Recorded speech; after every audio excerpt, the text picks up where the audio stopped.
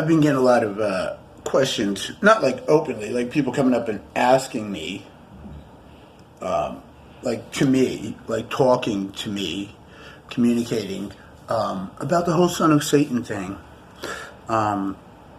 More through my tree that I communicate with, so I know what you're all thinking and questioning and this and that, and I wait for the right time, the proper time, because Ma, Queen, be my king, love, evil love, evil love, love evil, loving evil, evil loving, love, love, love. It's all the same to me. And I'll tell you a story about how I came to be the son of Satan. Happened in Big Sur. I was down there for an open mic. It was when my daughters, their other, and I were living at her sister's in Seaside. And I went down to Big Sur. Couldn't get anyone to go with me, but just to go do an open mic, took my guitar. And some people came up to me afterwards. Said, we like what you were doing. One was an older man with two young kids, with a bottle of vodka. Let's go to this great spot, and hang out, and we'll show you, and you can play us some more music. And really, you like what I did? You like my set? Give me some feedback. I never got feedback on my music. Yeah, of course. That older gentleman said, call me E.T., but his name was Emil, or I am a lie, or a lie am I. The way I know to say it now. A tie. Well, that be Satan. And no, he wasn't meeting me at the crossroads because I had any kind of talent he was trying to dissuade me from. He needed a new body, a younger individual like me, to meet people at the crossroads with. So the whole intention, I came to find out, was to take my life, to murder me. And that kind of gets two stones done. One, they get rid of me, the problem, potentially, that they felt like I was going to be. And two, Satan gets a new, younger, hot body to start meeting people at the crossroads with. And, yeah, they drove me south from Henry Miller's library. I know it was south because the ocean was on the right, even though I was in a windowless van with them and left my van at Henry Miller's with my water, lots of water in there. I know we went south, and I know the ocean was on the right. Yet we ended up at a place that was beautiful. We passed these cabins, went up this kind of mountain of sorts, with some treacherous cliffs along the way. And he was old, and there were portions of that walk where I carried that man, the old man. The young kids kind of were up ahead, younger ones who were driving the van. And I later came to find out we're at Andrew Malero's State Park, which is north from Henry Miller Library's, ocean on the left. Yet here I was, ocean on the right, and ended up north, driving south. Well, at one point, even took a look at the view from where we were standing. He says, it's like we're on another world. Little did I know, I almost ended it there. For everyone and everything.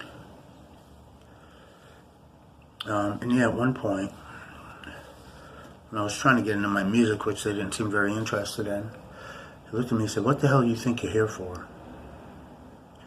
Just strange, just kind of talking real suddenly about things after the two younger guys had passed out. We had no water. I was very thirsty. I stopped drinking the vodka and just started dehydrating, which was the intention. But me and that old man did spend time.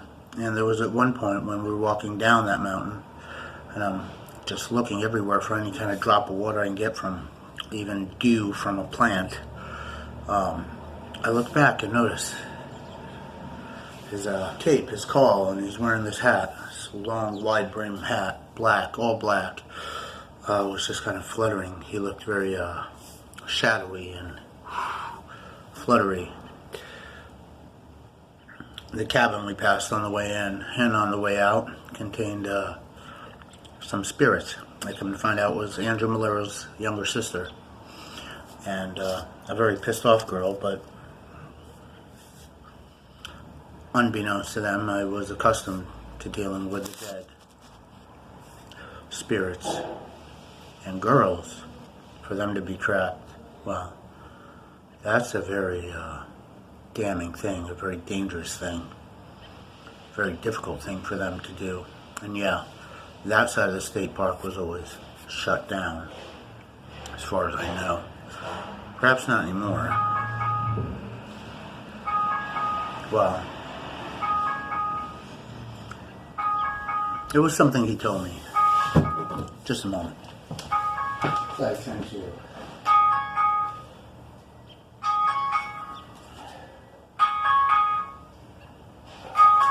Lord Almighty. Yeah, for sure.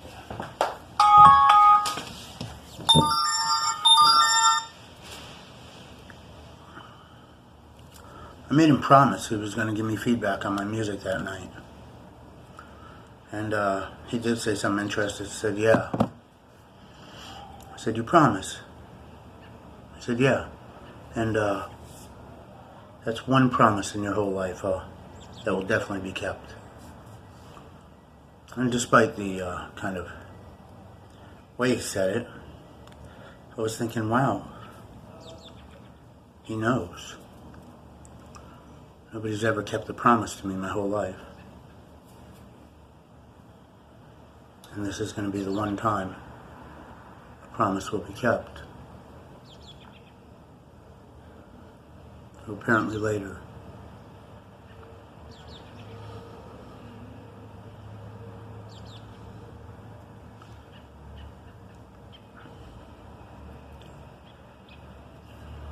As he was prepared to possess my body over my dead body.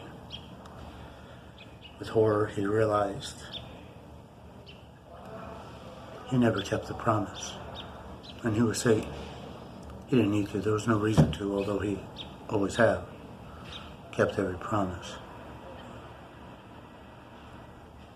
And I had survived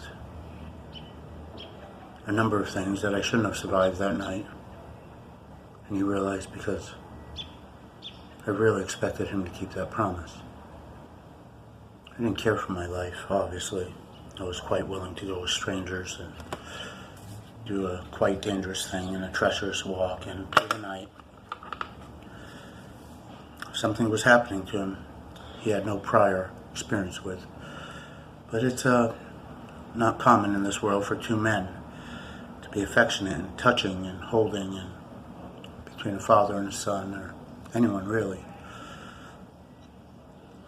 But he was getting a lot of that from me and I from him because it was something we were both lacking.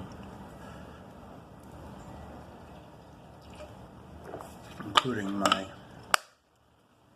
carrying him a good portion of the way, him being as old as he was.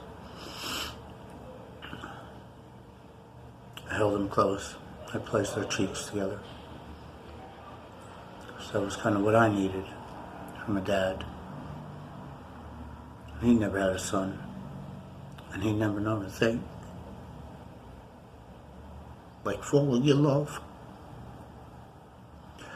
So he had no idea what that tremendous horror was, that he hadn't kept that promise.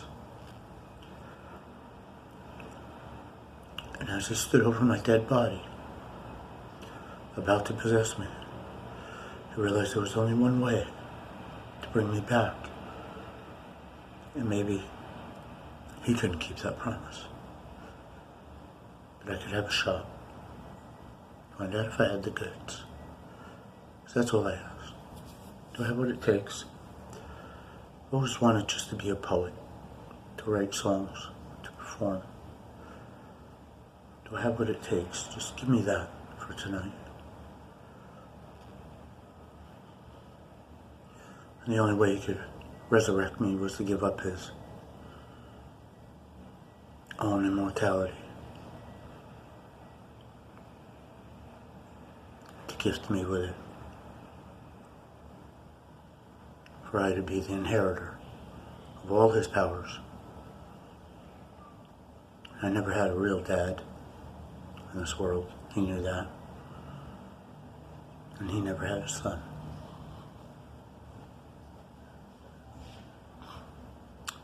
I woke up in my van at Henry Miller Library, surrounded by my water bottles, which I drank so much.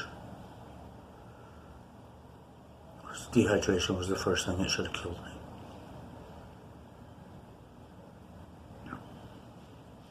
Little did I know, I had a dad. He had a son. And that night, the son of Satan was born. Satan, conquered by love. I